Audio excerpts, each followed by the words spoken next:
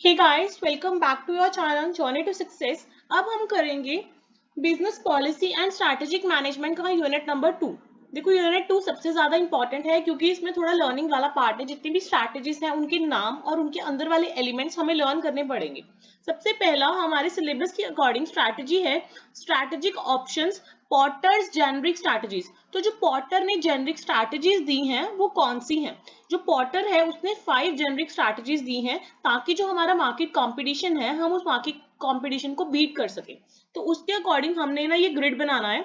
तो एक साइड तो हमने एडवांटेज लिखना है और दूसरी साइड हमने टारगेट स्कोप लिखना है। ये हमारा नैरो टारगेट है, ये हमारा ब्रॉड टारगेट है। और एडवांटेज क्या मिलेगी, वेदर हमें कॉस्ट की एडवांटेज मिलेगी या यूनिकनेस की एडवांटेज मिलेगी। तो जब ब्रॉड टारगेट होगा और एडवांटेज हमारी कॉस्ट की होगी, we will be cost leader, cost leadership होगा तब।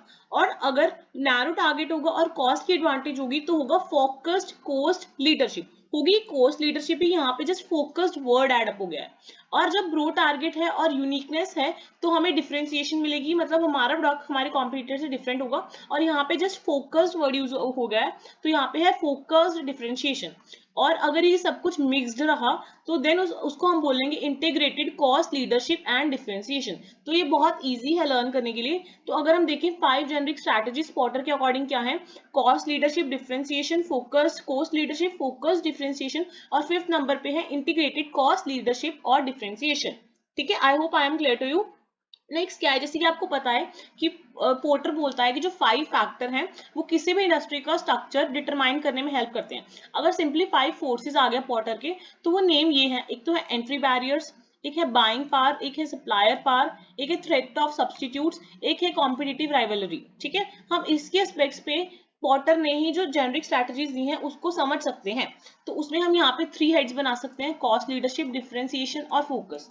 ठीक है, तो हमने क्या है, अगर जैसे एंट्री बैरियर्स हैं और कॉस्ट लीडरशिप भी है तो हमारे पास एबिलिटी है कि हम कट कर दें प्राइजेस एंड डिटर करें कि जो पोटेंशियल जो एंट्री कर रहे हैं वो कैसे हैं। अगर डिफरेंशिएशन है तो हमारे पास डिफरेंशिएशन है, जो हमारे कस्टमर्स हैं जो लॉयल होंगे तो वो हमारे साथ ही रहेंगे क्योंकि हमारा जो प्रोडक्ट है वो हमारे कॉम्पिटिटर से क्या है, डिफरेंट है।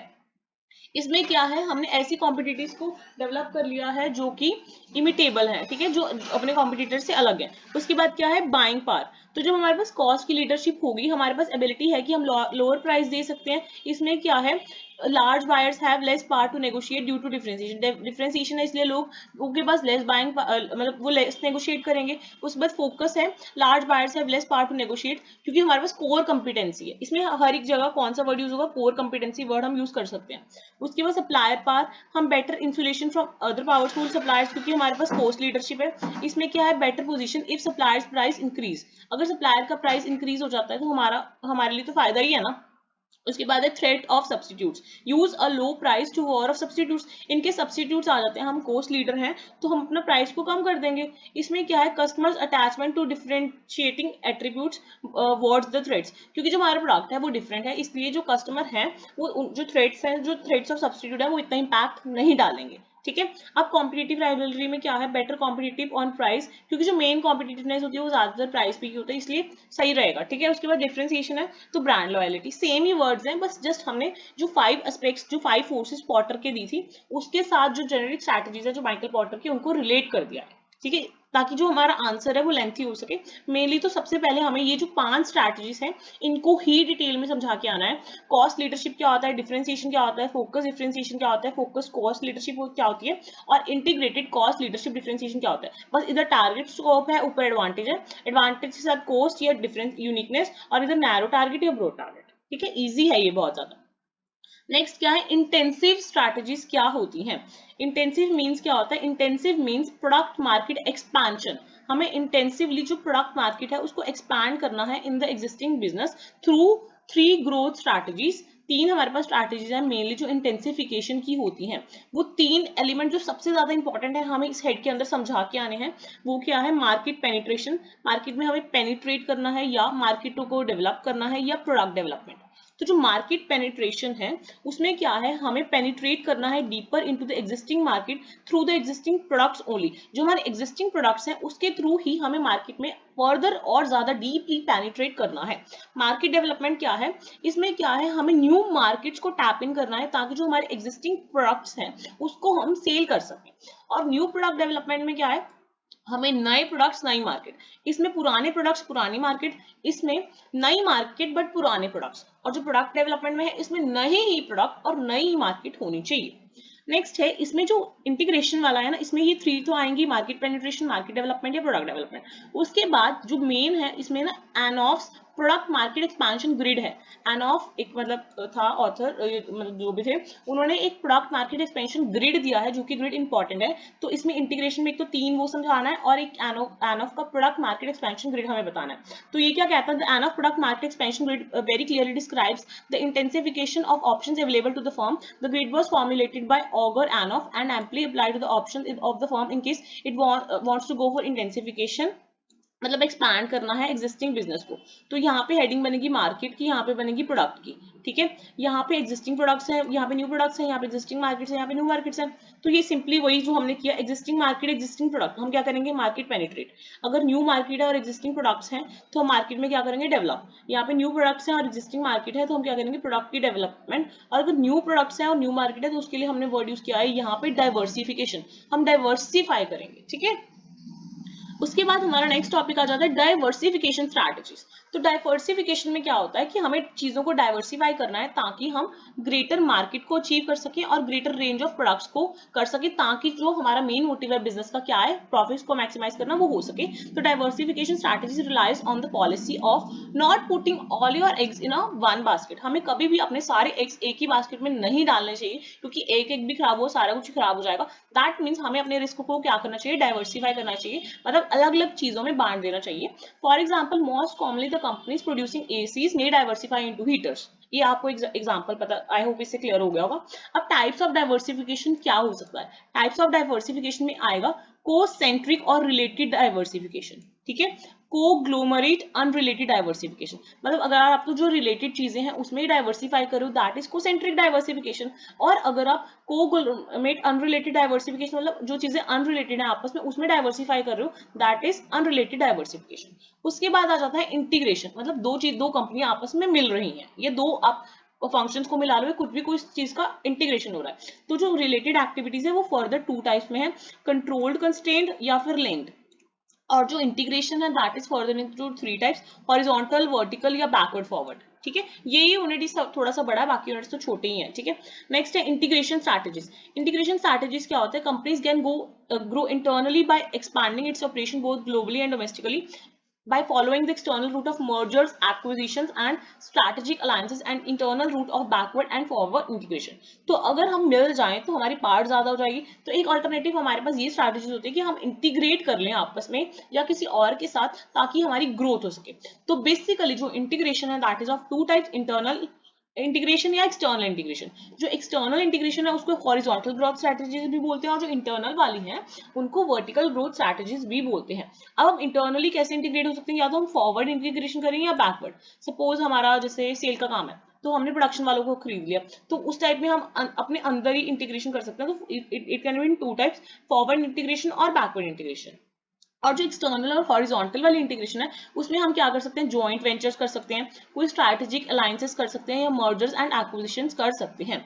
इसमें जो मर्जर्स है, मर्जर्स तो आपको पता ही है, मर्जर्स में एक और टर्म यूज होती है, तो रिलेटेड एक्टिविटीज में मर्जर हो गया, उसके अलावा कोग्लोमरेट एक्टिविटीज में मर्जर हो गया, जिसमें फाइनेंशियल कोग्लोमरेट्स भी हो सकते हैं और मैनेजरियल कोग्लोमरेट्स भी हो सकते हैं, ठीक है। नेक्स्ट हमारी है डिफरेंशिएशन स्ट्रैटेजीज। नेक्स्ट हमारा टॉपिक है डिफरेंशिएशन स्ट्रैटेजीज, मतलब हमने डिफरेंशिएट कर लिया ताकि हमें अपने कॉम्पिटिटर से एज मिल सके। A differentiation strategy is an approach business develop by providing customers with unique, different and distinct items that their competitor may offer in the market place. तो उसे डिस्टिंक्ट चीजें हम दे रहे हैं, डिफरेंट यूनिक चीजें दे रहे हैं। तो उसमें 2 तरह की हो सकते हैं, एक तो हो सकती है ब्रॉड डिफरेंशिएशन स्ट्रैटेजीज, या एक हो सकती है फोकस्ड डिफरेंशिएशन स्ट्रैटेजी। स्ट्रैटेजीज, जैसे हमने उसमें वो ग्रेड में किया था वही सेम चीज है इसमें, ठीक है। नेक्स्ट इसमें 6 अप्रोचेस हो सकते हैं या 6 टाइप्स ऑफ डिफरेंशिएशन स्ट्रैटेजीज हो सकती हैं। एक तो प्रोडक्ट में आप डिफरेंशिएशन दे रहे हो, या सर्विस में दे रहे हो, या डिस्ट्रीब्यूशन में डिफरेंशिएशन दे रहे हो, रिलेशनशिप में डिफरेंशिएशन दे रहे हो, इमेज में डिफरेंशिएशन दे रहे हो, या प्राइस में। ये 6 नेम्स इसके टाइप्स हैं डिफरेंशिएशन स्ट्रैटेजीज के। और उसके अलावा हम ये फोकस्ड और ब्रॉड डिफरेंशिएशन स्ट्रैटेजी भी समझा सकते हैं। नेक्स्ट है फंक्शनल स्ट्रैटेजी। क्या होता है फंक्शनल? मतलब जो फंक्शंस होते हैं किसी भी बिजनेस के, जो स्ट्रैटेजी वर्ड है ये आपको पता है ग्रीक का स्ट्रैटेजियोस वर्ड से ड्राइव हुआ है। तो functional strategy is an approach a functional area takes to achieve corporate and business unit objectives and strategies by maximizing resource productivity। तो हमें functions की है, जो कोई भी ऑर्गेनाइजेशन है उसके फंक्शंस क्या क्या हो सकते हैं। फाइनेंस हो सकता है, ह्यूमन रिसोर्स हो सकता है, मार्केटिंग हो सकता है, एडमिनिस्ट्रेशन हो सकता है, ऑपरेशन हो सकता है, रिसर्च एंड डेवलपमेंट हो सकता है। तो इन फंक्शंस में आप स्ट्रैटेजीज लगा रहे हो अपनी, ताकि आपको कॉम्पिटिटर में एज मिल सके। तो वही फाइनेंस में जो भी चीजें आएंगी वो मैंने यहाँ पे मेंशन कर दी है। एसेट मैनेजमेंट हो गया, कैपिटल बजटिंग हो गया, ह्यूमन रिसोर्स की बात करें लेबर मैनेजमेंट हो गया, लीडरशिप रिलेशंस, ये सब आ जाएगा। मार्केटिंग में डिस्ट्रीब्यूशन, एडवर्टाइजिंग, वो 4 P's आ गए, प्राइस, प्लेस, प्रमोशन, प्रोडक्ट, वो सब चीजें आ गई। एडमिनिस्ट्रेशन में क्या आ गया, एडमिनिस्टर कैसे कर रहे हो, ठीक है। उसके बाद production management and quality control आ जाएगा ऑपरेशंस में, मतलब एक तरह से मैन्युफैक्चरिंग हो गया ये। रिसर्च एंड डेवलपमेंट में क्या आ जाएगा, product development and customer development, ठीक है। उसके बाद ना हमें फंक्शनल स्ट्रैटेजी का एक एक एलिमेंट डिटेल में करना है, क्योंकि दिस इज पार्ट। तो उसमें हमें मैन्युफैक्चरिंग के बारे में डिटेल में पता होना चाहिए, फाइनेंशियल के बारे में पता होना चाहिए, मार्केटिंग के बारे में पता होना चाहिए, ह्यूमन रिसोर्स के बारे में डिटेल में, और रिसर्च एंड डेवलपमेंट। ये इंडिविजुअल भी लॉन्ग क्वेश्चंस बनते हैं इसमें, क्योंकि ये सारे एलिमेंट्स सिलेबस का डिटेल्ड में पार्ट है। तो देखो जो मैन्युफैक्चरिंग है उसमें हमारी स्ट्रैटेजी क्या हो सकती है। Thus the operational strategy will determine कि हमें how and where the product will be manufactured, कहाँ पे और कैसे हम प्रोडक्ट को मैन्युफैक्चर करेंगे। The level of vertical integration, अगर हम इंटीग्रेशन करें तो वो कैसी होगी, हम जो अपनी फिजिकल रिसोर्सेज है उनको कैसे डिप्लॉय करें, हमारे रिलेशनशिप कैसा होने वाला है हमारे सप्लायर्स के साथ, ऑप्टिमम लेवल ऑफ टेक्नोलॉजी क्या होने वाला है जो हमारी हम ऑपरेशन प्रोसेस में यूज कर रहे हैं। उसके बाद फाइनेंस में हमें सारी स्ट्रैटेजी बनानी पड़ेंगी, वेदर हमें कैपिटल कैसे एक्वायर करनी है, कैसे रिड्यूस करना है कॉस्ट ऑफ कैपिटल, या कैसे कैपिटल बजटिंग करनी है, फाइनेंसिंग करनी है, क्या क्या डिविडेंड के डिसीजंस लेने हैं, वर्किंग कैपिटल में हमारी क्या स्ट्रैटेजीज होने वाली हैं, या जितना भी हमारा receivable, inventory, cash flow management वो कैसे करना है। मतलब फाइनेंस का हमें सारा कुछ मतलब डिटरमाइन करना पड़ेगा। मार्केटिंग में हमें क्या करना पड़ेगा, डिटरमाइन द एप्रोप्रिएट मार्केट्स, कौन सी मार्केट में हम ऑफर कर रहे हैं। काफी सारे ऑल्टरनेटिव्स अवेलेबल हैं हमारे पास कि हमें मार्केट पेनिट्रेशन करनी है, मार्केट डेवलपमेंट करनी है, प्रोडक्ट डेवलपमेंट करनी है, या डाइवर्सिफिकेशन करनी है, ठीक है। या फिर हमें क्या मिक्स स्ट्रैटेजी, कैसे हमारे जो 4 P's है मार्केटिंग के, प्रोडक्ट, प्रमोशन, प्लेस, प्राइस, ये कैसा होना चाहिए, ये सब हमें क्लियर होना चाहिए। उसके बाद जो ह्यूमन रिसोर्स है और जो R&D है ये सबसे इंपॉर्टेंट है। ह्यूमन रिसोर्स में क्या है, human resource function of an organisation is concerned with attracting, retaining and motivating the employees. The HR department starts its function right from the job analysis to job evaluation, man power planning, recruitment, selection, training and development, and appraising the performance and the potential of the employees, deciding their compensation packages, maintaining cordial and harmonious industrial relations, to name a few। मतलब ये सब कुछ हमें clear होना चाहिए। उसके बाद ना मेनली 4 अप्रोचेज हैं जो यूज करते हैं रिक्रूटमेंट में फॉर द इंटरनल ऑर्गेनाइजेशन। उसमें एक तो है एथनोसेंट्रिक, एक है पॉलीसेंट्रिक, एक है रीजियोसेंट्रिक, एक है जियोसेंट्रिक। एथनोसेंट्रिक में क्या है, वो अपने citizen of the home country को हेल्प करते हैं, जो मेन पोजीशंस है। और जो पॉलीसेंट्रिक है उसमें क्या है, प्राइमरी पोजीशंस जो नेशनल्स होते हैं फ्रॉम द होस्ट कंट्री उनको देते हैं। रीजियोसेंट्रिक में क्या होता है, primary positions are held by people from countries with similar cultures, experiences and management practices। और geocentric में क्या होता है, best qualified individual are hired at home and abroad regardless of nationality। तो ये थोड़ा सा हमें ये जो 4 है approaches for the recruitment for the internal assignments, ये हमें पता होनी चाहिए। R&D क्या होता है, R&D मतलब रिसर्च एंड डेवलपमेंट। अगर किसी भी कंपनी को लॉन्ग रन में सर्वाइव करना है तो उनके लिए R&D बहुत ज्यादा इंपॉर्टेंट है। और उसमें वो उनके पास 2 चॉइसेस है, या तो कंपनी टेक्नोलॉजी लीडर बन जाए या फिर टेक्नोलॉजी फॉलोअर बन जाए, ठीक है। इसमें 2 पॉइंट्स हैं, या तो पायनियर की जो लीडर स्ट्रैटेजी है और ब्लू ओशन स्ट्रैटेजी है जो हमने फर्स्ट यूनिट में की, या फिर कॉपीकैट स्ट्रैटेजी जिसको फॉलोअर स्ट्रैटेजी या रेड ओशन स्ट्रैटेजी भी बोलते हैं, ठीक है। या तो ये कर सकते हैं हम R&D में। सेकंड अल्टरनेटिव क्या है, आप टेक्नोलॉजी को, या आप ना ही आप टेक्नोलॉजी लीडर बनो ना फॉलोअर बनो, आप जस्ट टेक्नोलॉजी को एक्वायर कर लो, डिपेंडिंग कि आप इंटरनली डेवलप करना चाहते हो या आउटसाइड। ठीक है। नेक्स्ट हमारा टॉपिक है स्ट्रैटेजिक इंटेंट क्या होता है। स्ट्रैटेजिक इंटेंट की डेफिनेशन हमें लर्न करनी है। It refers to the purpose for what organisation strives for, मतलब ऑर्गेनाइजेशन किस चीज के लिए स्ट्राइव करती है, क्या पर्पस है ऑर्गेनाइजेशन का, ये मतलब होता है स्ट्रैटेजिक इंटेंट क्या है। तो ऑर्गेनाइजेशन को क्लियरली डिफाइन करना चाहिए what they want to do, why they want to do. आपका जो व्हाट है और जो व्हाई है ऑर्गेनाइजेशन का, that should be clear and crisp. ठीक है। This why they want to do underlines the end result and in management terms it is known as strategic intent। मतलब क्या करना है यार, उनको ये क्लियर होना चाहिए। तो स्ट्रैटेजिक इंटेंट की ना एक हायरार्की होती है जिसमें विजन होता है, मिशन होता है, गोल्स होता है और ऑब्जेक्टिव होता है। तो अभी हायरार्की देखो, इसमें सबसे टॉप पे आएगा विजन, उसके बाद आएगा मिशन, देन आएंगे आपके गोल्स, देन आएंगे आपके ऑब्जेक्टिव्स, लास्ट में आएंगे आपके plans. Vision vision mission vision mission goals objectives and then plans. तो जो विजन है वो सबसे ज्यादा इंटीग्रेटिव है और जो प्लान्स है वो सबसे ज्यादा स्पेसिफिक है। विजन हमारा फ्यूएस्ट इन नंबर होता है एंड जो plans are they are in greatest in number. तो ये हायरार्की है एक स्ट्रैटेजिक इंटेंट की। तो अभी हमें इन सभी टर्म्स को क्लियरली पढ़ना है। तो मिशन क्या है, what do we do today, what do we serve, what are we trying to accomplish, what impact we have to achieve। तो ये हमारा मिशन है, मतलब हमें करना क्या है। what do we do today, vision क्या है, मतलब हम क्या देखते हैं अपनी ऑर्गेनाइजेशन को, मतलब where are we going to do going moving forward, what do we want to achieve in future। Vision हो गया फ्यूचर में, मिशन हो गया आज के लिए। ठीक है। what kind of future vision society देख रही है हमारी ऑर्गेनाइजेशन का। वैल्यूज क्या है, what do we stand for, मतलब हम किस चीज के लिए खड़े हैं। ठीक है। What behaviour do we value of others, how will conduct our activities to achieve our mission and vision, हम क्या क्या करेंगे हमारे मिशन और विजन को अचीव करने के लिए। How do we treat members of our own organisation and the community. अब जो विजन और मिशन है हमें इसकी डेफिनेशन क्लियर होनी चाहिए। तो मिशन की क्या है, what's wrong with the world and what is your plan to fix it. क्योंकि अगर आपको कुछ भी चलाना है, आपको फर्स्ट चीज जो फाइंड करनी है वो क्या है कि वर्ल्ड में क्या चीजें रॉन्ग है और क्या चीजें आप करेक्ट करके पैसा कमा सकते हो, राइट। और विजन में क्या है, what the world will look like after you have finish changing it, मतलब आपका विजन क्या है, आप क्या चेंज करना चाहते हो। ठीक है। तो विजन की एक एग्जांपल मैं आपको बता दूं। In a well established company the vision statement is often led by the mission which was already accomplished and by strategic future plans, and for a new startup formulate the vision first and then it will guide the mission। ठीक है। तो vision के ना तीन elements हैं, mainly तीन element है किसी भी स्ट्रैटेजिक विजन के। तो क्या है, use the mission statement as a starting point. Second है develop a strategic vision that spells out the course of pursue, communicate the vision in a clear manner. ठीक है। और जो कॉर्पोरेट मिशन है उसके 5 कॉन्स्टिट्यूट्स हैं। एक तो है ambition and visionary zeal, values, specification of the business and believes. एक एग्जांपल ले लेते हैं। फॉर एग्जांपल टेस्ला कंपनी आप सभी ने सुनी होगी, है ना।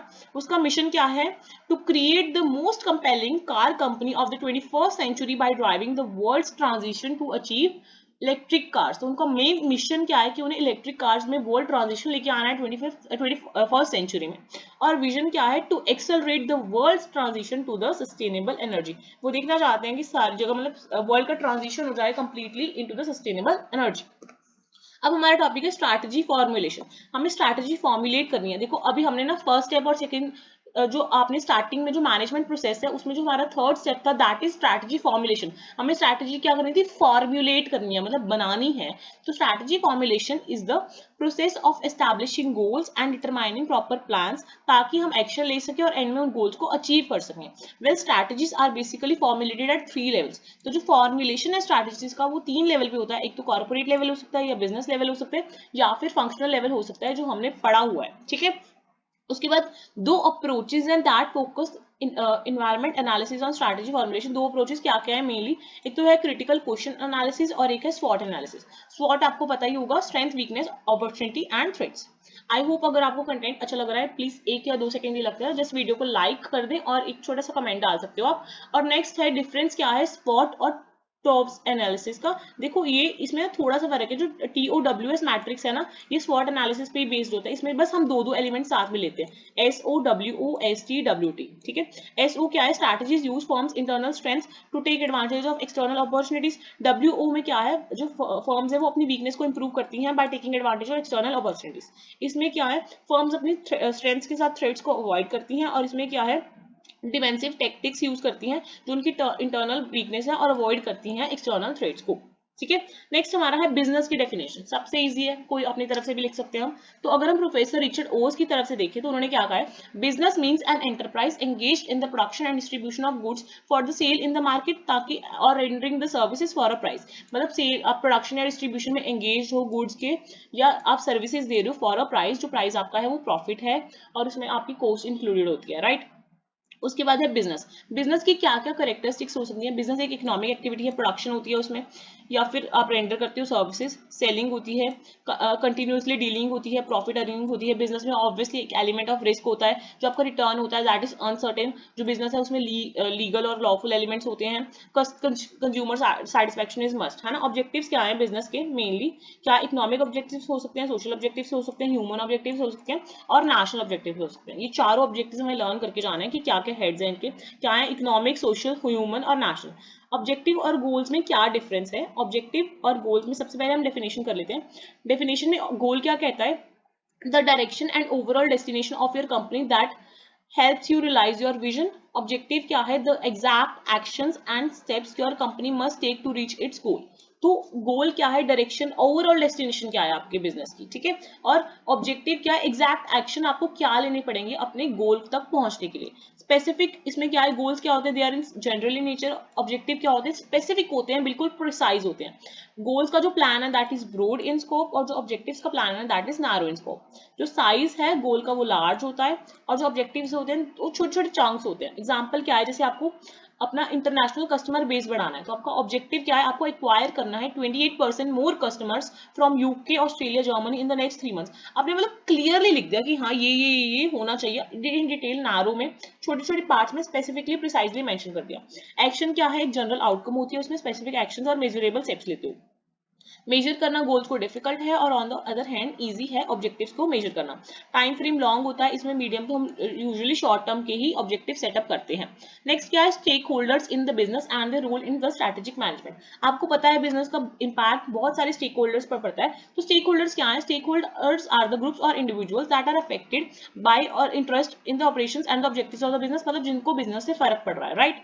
तो कुछ एग्जांपल्स क्या है स्टेक होल्डर्स की, क्रेडिटर्स हो गए, डायरेक्टर्स हो गए, इंप्लॉयज हो गए, गवर्नमेंट एजेंसीज होगी, सप्लायर्स, यूनियंस, कम्युनिटीज, जिनको मतलब फर्क पड़ता है। Not all the stakeholders are equal, क्योंकि हर एक का इफेक्ट अलग अलग है। A company's customers are entitled to fair trading practices, but they are not entitled to same as the company's employees. जो बेनिफिट्स कंपनी के एम्प्लॉय को मिल रहे हैं वो कस्टमर को नहीं मिलेंगे, मतलब हर एक स्टेक होल्डर का अपना अपना वो है। तो जो मेन कंपनी के जो स्टेक होल्डर हैं वो दो कैटेगरीज में ही करेंगे हम। एक तो है इंटरनल स्टेक होल्डर्स, एक है एक्सटर्नल स्टेक होल्डर्स। हम हर एक स्टेक होल्डर को डिटेल में तो जानती हैं। इंटरनल में क्या आएगा, इंप्लॉयज आ जाएंगे, मैनेजर्स आ जाएंगे, ऑनर्स आ जाएंगे। एक्सटर्नल स्टेक होल्डर्स में क्या आएंगे, सप्लायर्स आएंगे, सोसाइटी आएगी, गवर्नमेंट आएंगे, क्रेडिटर्स आएंगे, शेयर होल्डर्स आएंगे, कस्टमर्स आएंगे। तो एक्सटर्नल 6 है, इंटरनल 3 है, जो हम मेनली करते हैं। उसके बाद role of stakeholders in strategic management. आप क्या कर सकते हो, जितने भी स्टेक होल्डर्स हैं इंटरनल एक्सटर्नल, हर एक का नेम लिख के उसके अंदर बता सकते हो कि हम उसके लिए क्या स्ट्रैटेजी यूज कर सकते हैं फॉर द स्ट्रैटेजिक मैनेजमेंट। तो the word stakeholder means any person जिसको इंटरेस्ट है और जो कंट्रीब्यूट करता है डायरेक्टली और इनडायरेक्टली कंपनी की ग्रोथ और सक्सेस में। और डिफरेंट डिफरेंट स्टेक होल्डर्स के अपने अपने डिफरेंट डिफरेंट रोल होते हैं। फॉर एग्जाम्पल अगर कंपनी का सीईओ है, वो अपनी नॉलेज, स्किल्स और एक्सपीरियंस लगाएगा ताकि जो कंपनी के लॉन्ग टर्म गोल्स हैं उसको अचीव कर सके। और जो स्टेक होल्डर्स हैं वो कॉमनली रिस्पॉन्सिबल होते हैं ताकि जो रिटर्न है बिजनेस को वो मिलती रहे एंड इन्वेस्टमेंट होती रहे और बिजनेस अच्छे से चलता रहे। अब नेक्स्ट मोस्ट इंपॉर्टेंट हमारा टॉपिक है कॉर्पोरेट सोशल रिस्पॉन्सिबिलिटी। कोई भी business without implying to the corporate social responsibility चल नहीं सकता, क्योंकि जो फर्म है that is socially responsible to the society, right. तो ये क्या कहता है, इसका डेफिनेशन क्या है, this means a private corporation या अ पब्लिक कॉर्पोरेशन, मतलब कोई भी corporation has a responsibility to the society that extends beyond making a profit. Main तो किसी भी कंपनी का काम प्रॉफिट कमाना है, बट उसके अलावा उसका काम क्या है, जो सोशली रिस्पॉन्सिबल भी होना चाहिए। तो ये बहुत ज्यादा इंपॉर्टेंट है। तो firms are socially responsible to competitors, shareholders, suppliers, vendors, political groups, community groups, government agencies, employees, consumers। मतलब जितने भी सिंपली लगाओ, जितने भी स्टेक होल्डर्स हैं उनके लिए जो फर्म है दैट इज सोशली रिस्पॉन्सिबल। तो सोशली रिस्पॉन्सिबिलिटी में बेसिकली दो व्यूज हैं, एक तो है क्लासिकल व्यू, एक है कंटेम्प्रेरी व्यू।